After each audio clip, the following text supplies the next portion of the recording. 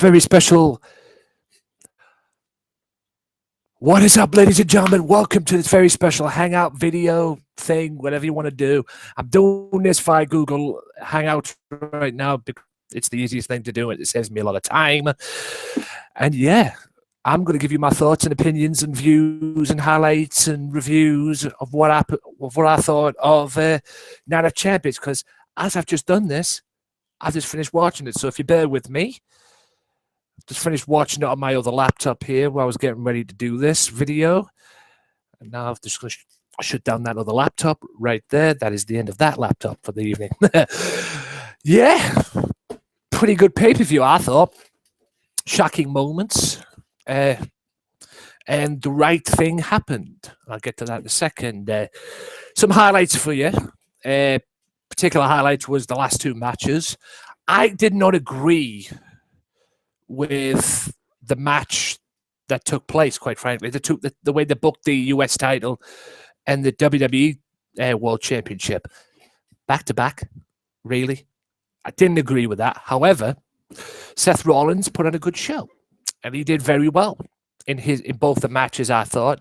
Really enjoyed the United States Championship match.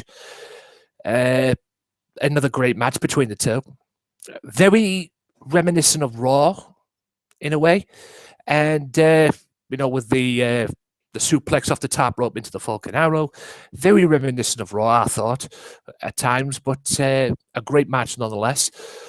And yeah, John Cena is now your new United States champion, as predicted.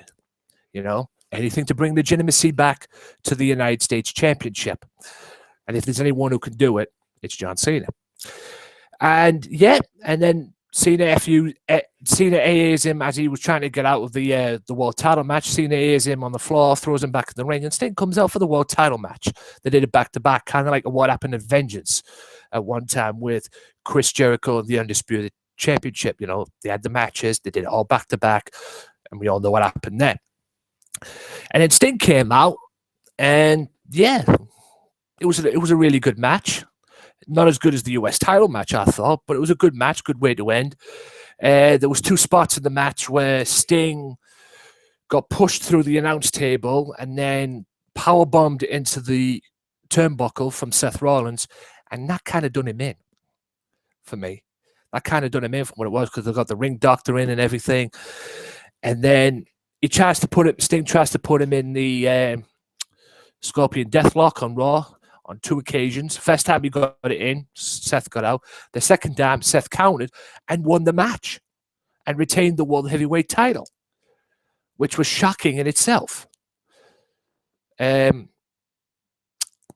kind of expected Seth to retain, but to me, from my perspective, if you just said that Seth would have, retained the championship cleanly and won the match cleanly against Sting after being through God knows how many minutes with Cena, I'd have said you're an idiot. I would have said you're out of your mind.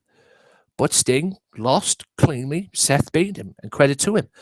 And I have to admit, Seth was the MVP of the night, to be honest, because it's all right wrestling one match, but wrestle two matches back-to-back, And then, as predicted, everybody thought that Sheamus was going to come out and cash in. He legged it down the ring.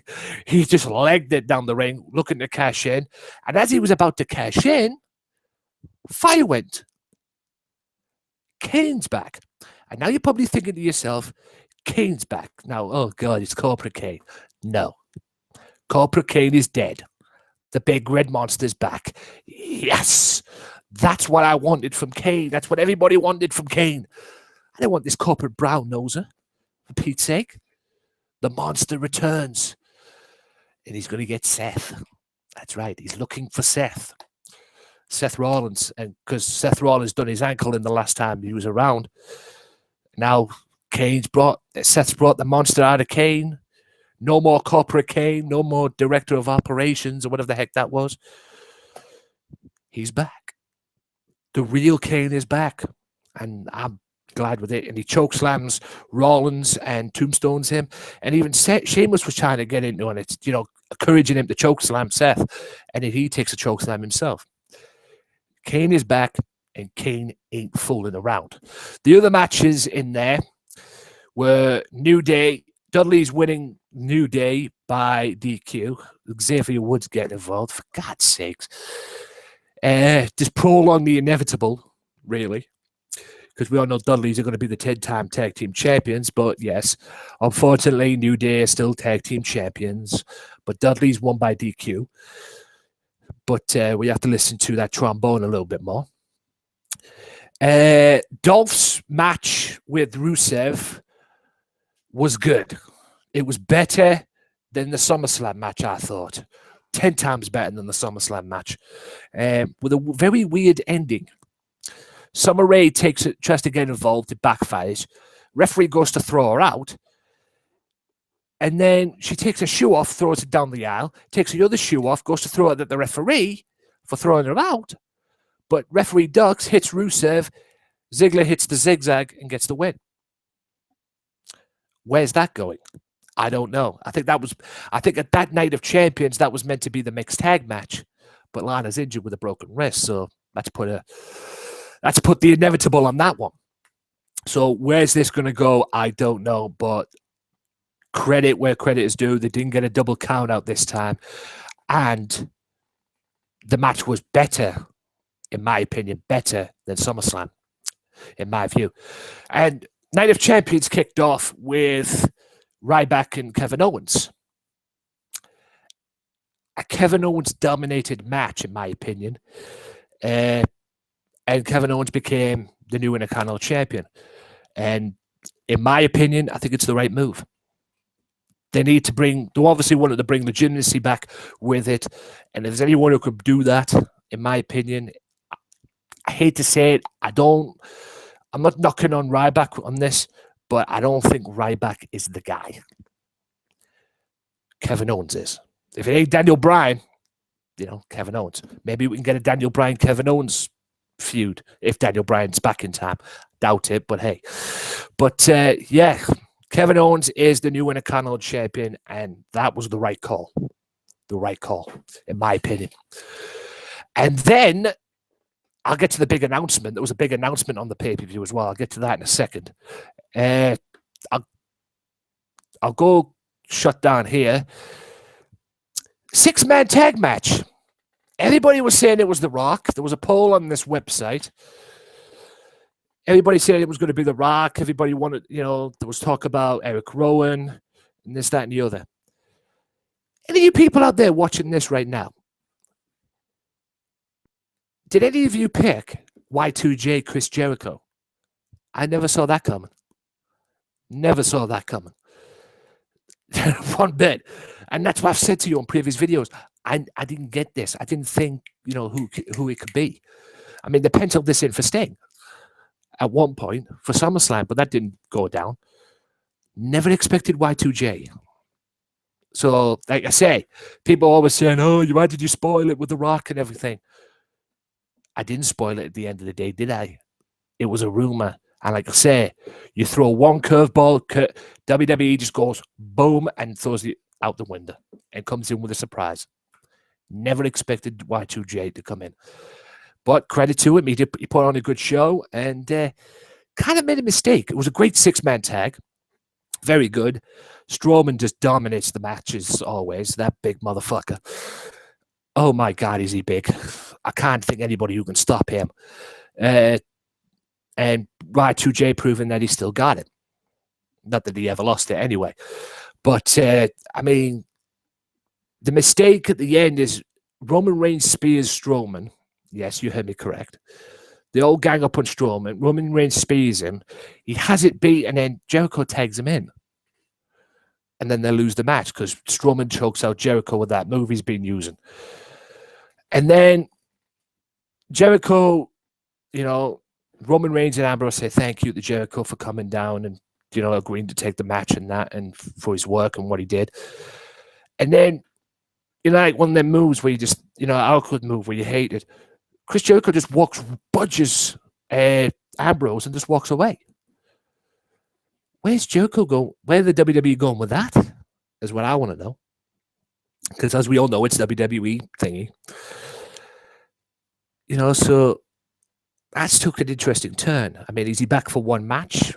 Is there something going down with that? Because even with Bray Wyatt were no strangers to each other, because they had a great feud back in 2014, I think it was, which led to that cage match on Raw, which Jericho lost, by the way. I don't know where that was going, but, I know for a fact this six-man tag, this feud between Roman Reigns, Dean Ambrose, and Bray Wyatt is not over. And the Wyatt family, rather, is not over by a long shot. But then, my favorite point of the match, of the night, rather, my favorite match of the night. Even though she did it on one leg and Nikki Bella basically dominated the match, there is a new era beginning in the Divas division. That's right. Charlotte Flair is now the Divas champion. And she did it on one leg. And obviously, everybody was in there to celebrate. Great moment with her dad coming in. She locked in the figure eight and made the Bella twins tap like a baby. And there was one point in the match as well that I liked. The Bellas and Brie Bella and Alicia Fox trying to get involved while they had a move on to stop Charlotte from grabbing the ropes. Nikki got off and stopped them to doing it because they reminded that if she lost the match, she'd lose the match by DQ. And then PCB took them out. So the Divas Revolution is in full effect. And I like it.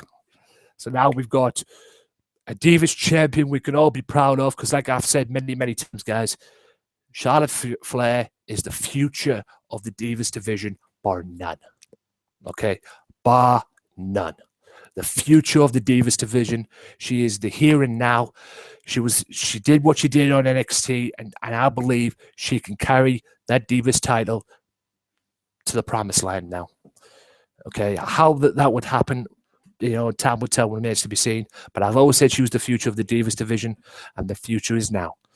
And there's going to be legitimacy to the Divas division, quite rightly so, and quite frankly, it's been long overdue. To be honest with you, there's a Divas revolution, there's an NXT revolution too, and long may it continue.